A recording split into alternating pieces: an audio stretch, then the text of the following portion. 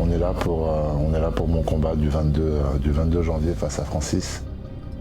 Ça va changer ma vie, mais en même temps, ça va pas la changer. Dans le fond, en fait, c'est assez étrange comme sensation. Je suis bien au courant que c'est quelque chose qui te met quand même un certain statut. Mais j'ai vu mon statut évoluer, tu vois, en 4 ans. Je l'ai vu déjà évoluer. Il fait que d'évoluer d'une manière assez exponentielle. Qu'est-ce que ça va changer si je gagne? Je pense que je vais prendre un peu plus de notoriété, un peu plus de hype et de représenter le MMA à sa juste valeur en France.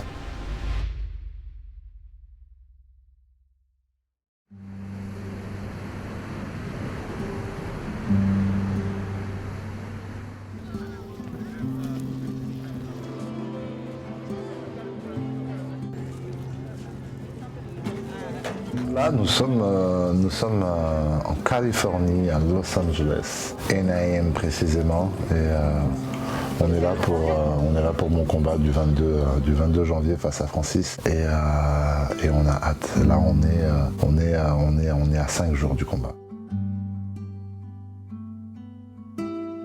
J'étais jamais venu à LA et là, c'est la première fois. J'ai toujours fait Vegas quand je suis venu un peu dans les horizons, et au plus proche en tout cas. Et ouais, LA c'est la première fois et j'ai pas mal visité sur la première semaine. Agréablement surpris et j'aime beaucoup, ça me correspond. J'aime bien le côté un peu chill, de voir les gens un peu habillés comme ils ont envie de s'habiller. Il y a pas mal de couleurs, que ce soit sur les gens ou sur les habitations et les murs. C'est assez cosy, c'est super mimi à certains endroits. Bon, il y a des mauvais côtés aussi, bien sûr, comme partout. Mais j'ai pas mal kiffé, ouais.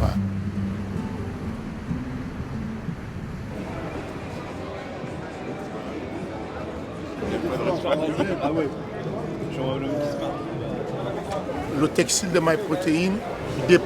C'est et fait même, avant-hier on était à un magasin faire des courses. Et on voulait acheter des sous-vêtements et il nous a stoppé. Il dit non, regarde, faites pas ça. Checker la bande élastique de MyProtein, le caleçon il est super puissant. Vas-y, fais voir. Ouais, le relou quand même. Voilà, MP. Il est accro de MP en caleçon. Il lâche pas, non, je suis sérieux. Il lâche pas. Il fait la pub à qui veut l'entendre. Et il dit tous les jours, les caleçons MyProtein, c'est archi confortable, tout ce que tu veux. Donc, il a toutes les dimensions de serviettes. Il recommande beaucoup les serviettes MP. MyProtein, franchement, c'est le produit phare. Encore mieux que la protéine elle-même.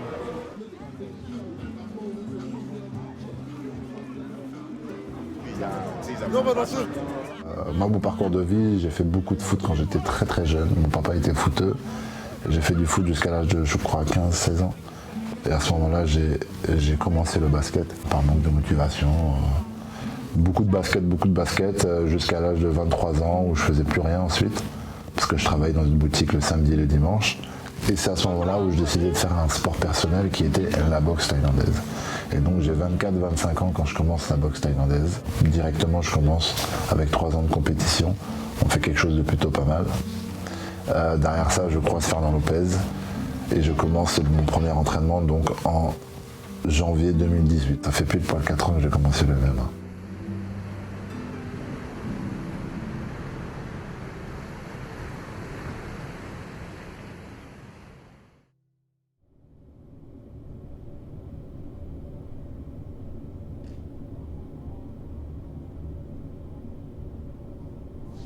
Là, une journée type, elles ne sont pas exactement les mêmes, mais par exemple là aujourd'hui on a commencé par un petit déjeuner bien évidemment, puis ensuite un réveil, un genre de réveil musculaire, pas exactement musculaire, mais plutôt un peu de relâchement, parce que comme ça fait déjà une semaine qu'on est sur le camp d'entraînement ici, on a un peu de fatigue qui s'accumule, donc un peu de relâchement, un peu de stretching on va dire. On va peut-être faire un petit entraînement justement plus musculaire début d'après-midi et ce soir vers 21h, voire 22h, on va passer à la leçon au gros entraînement qui sera très représentatif du combat. Ouais, alors avec Cyril on fait un peu un réveil musculaire sur des chaînes musculaires. On commence au sol histoire d'être vraiment très très à l'aise Et il n'y a pas de contrainte comment dirais-je, physique importante. Donc ça lui permet vraiment de se relâcher et de le préparer aussi pour sa journée qui va arriver. C'est en plein milieu.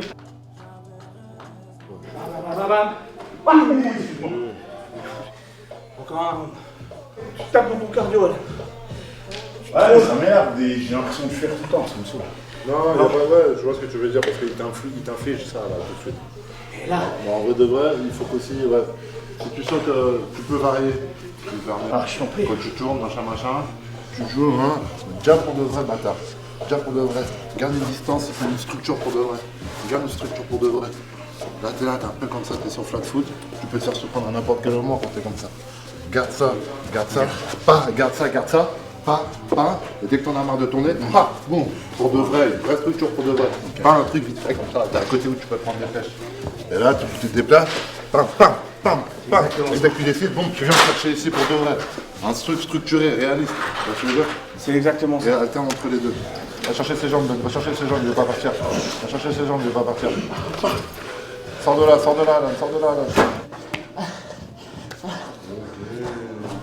Un truc que moi je fais, c'est que je fais même pas la bagarre de la barrière, je fais la bagarre de passer ma main dans son dos. Avec cette main-là? Non, avec cette main-là. Ouais. Mais par-dessus la tête? Mais là? Là, Non, pas par-dessus la tête. non. La tête. Non. Chercher à faire la bagarre. Ouais, mais ça, je lui ai pas donné. Ouais, parce qu'il m'a pas donné. Et j'ai tout fermé ici. Il n'arrivait pas à passer. J'étais comme ça. C'est pour ça que je lui ai dit de mettre la barrière. Ok. Enfin, tu vois, là, regarde. Là, tu peux repasser en dessous. Là. Et là, tout de suite, ouais. Tu vois? Ça peut même te mettre en danger si tu extends ton bras à fond. C'est ça, faut pas trop. J'aime pas te voir faire ça comme ça. Là. Genre, tu fais ça pour le gêner. Ensuite, sur le côté, tu glisses le long de ton corps, tu vas dans son corps. Première étape, tu mets la main. S'il bloque, Ok, comme stop. ça. Attends. Voilà, Oui. c'est ça. Pas Là, plus. là, on y est. Maintenant. Là, le mec, il sait qu'il se mord pour lui. Il va Mais pas. Là, tu fais quoi? Mais tu Je fais ne mets du pas gêner. tout de suite sur coude, je vais chercher la garde profonde. Non. Oui, voilà, vas-y, mais là, tu sors. Ah oui, bah, gâche pas, regarde-moi. Ouais, tu fais ce que tu veux, là, tu sors, t'es sorti, là. À partir du moment où t'as le bras ici, t'es considéré comme sorti. Et le mec, il le sait. Voilà. Tu vois, plutôt que de forcer sur ça et aller loin avec ça, tu vas pas le tenir vraiment à distance. Enfin, tu vas le tenir à distance, mais tu vas pas le mettre en porte-à-faux.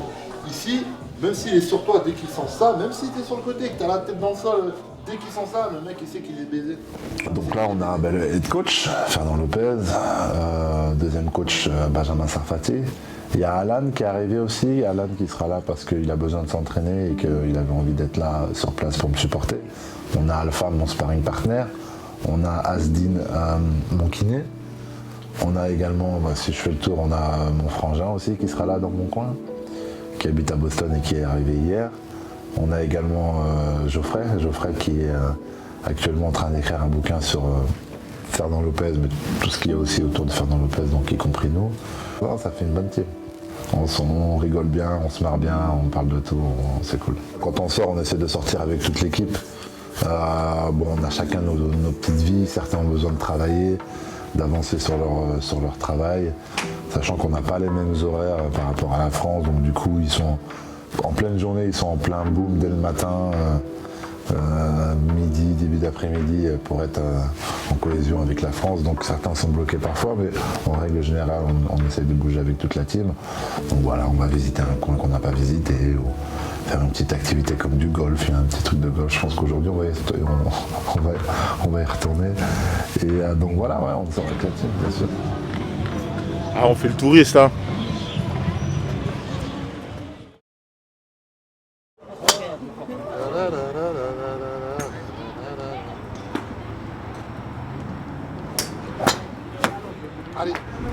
C'est de la coordination, c'est du relâchement, du... Moi, je trouve que vraiment le golf c'est vachement bon. Technique quoi. Ça fait travailler ton mental, ta précision, c'est bien. Je t'ai jamais énervé sur au golf, je ne le crois pas. Celui qui dit qu'il n'a pas rangé ses affaires un jour, il a dit c'est bon, j'arrête tout pour aujourd'hui. Je ne le crois pas. Ben, voilà, c'est cadeau. Bateau rose.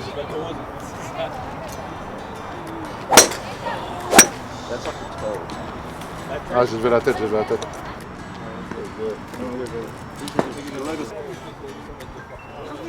On est en train de te faire un bête de compliments. Tu nous dis bande de bâtards. On dit genre t'as des avant-bras affûtés de ouf, quoi. Lui, t'as des gros avant-bras, des gros poignets. Même s'il a des gros poignets, des grosses chevilles aussi. Si. Et un gros cul aussi.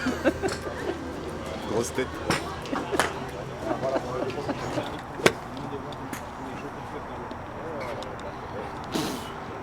C'est Belek qui va le jeter. Pour l'exercice, t'inquiète pas, jette-le. Pour l'exercice. Ouais, c'est ça, t'envoies la raquette. Pour l'exercice, jette-le pour le voir. Oh putain, j'ai cru que c'était lui qui a fait taper. Je veux pas. J'ai regardé, j'ai vu un truc par terre, j'ai dit hé. Voilà, moi j'arrive pas. Non. No. Pour toi, Pat. Pour toi, Pat.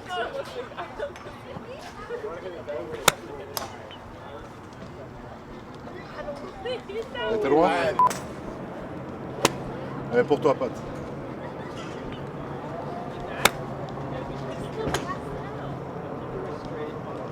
Oh. Genre à ça. Pour toi, Pat.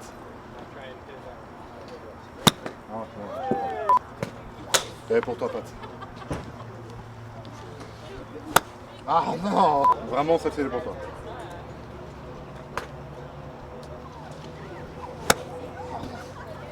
Ouais, je me concentre, celle-ci, elle est bonne.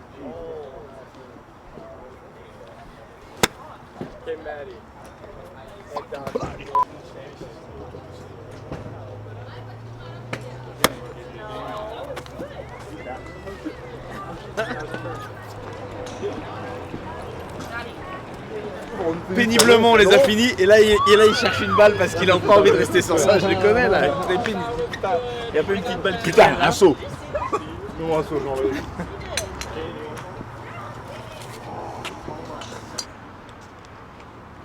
Thank you, man. Thank you so much. Appreciate it. Good luck, man.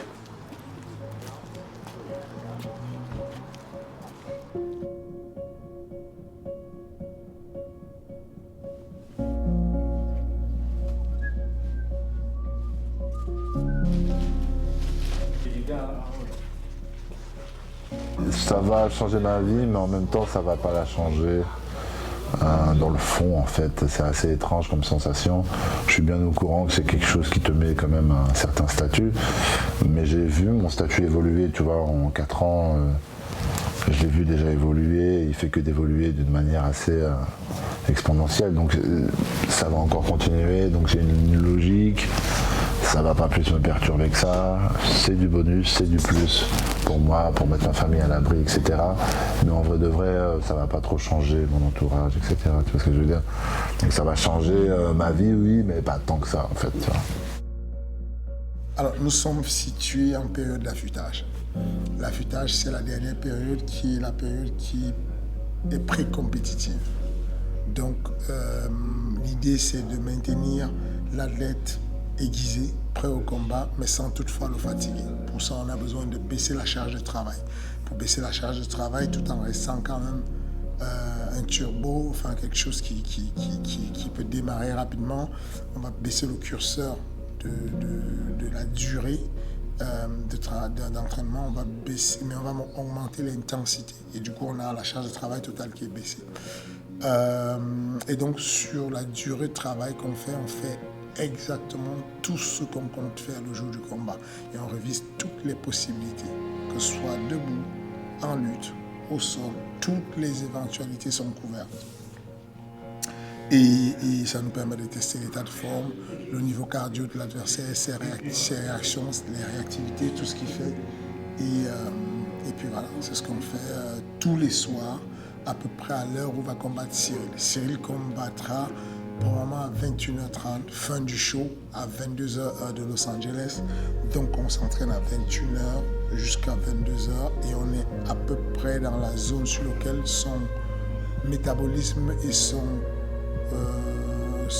système, comment on appelle ça, son état d'esprit va être en éveil.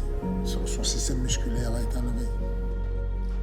Fernand, c'est un peu le chef de meute, donc ouais, c'est vrai que c'est pas mal centré sur moi, parce que c'est moi l'athlète, c'est moi qui vais performer, mais en vrai de vrai, le chef de meute, c'est Fernand et Benjamin. Mais ouais, c'est mon ami, c'est mon coach, c'est mon manager, c'est mon copain aussi, c'est mon copain aussi, c'est mon frère, parfois mon père. C'est un peu tout ça à la fois, donc c'est cool.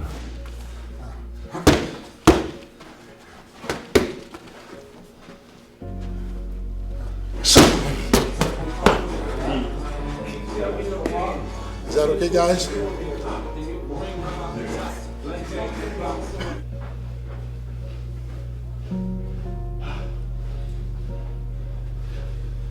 Voilà, t'as vu la réaction que tu voulais? On est dedans. On est exactement dedans. Jouer très bien. Là, tu as fait quelque chose, tu as quelque chose, lâche pas. Écoute, on est en train de faire quelque chose de sympa hein, aux yeux du monde, donc c'est un peu compréhensible. Le MMA, l'UFC, c'est vraiment un sport qui est en train d'exploser, y compris en France depuis peu de temps. Ça a été légalisé il y a à peine 1 an et demi, 2 ans. Et donc du coup, moi j'arrive sur un très très bon timing, quoi. Qu'est-ce qui se passe si je gagne? Ben, on va continuer, hein, j'aurai les mêmes amis. Peut-être que je vais faire un enfant de plus.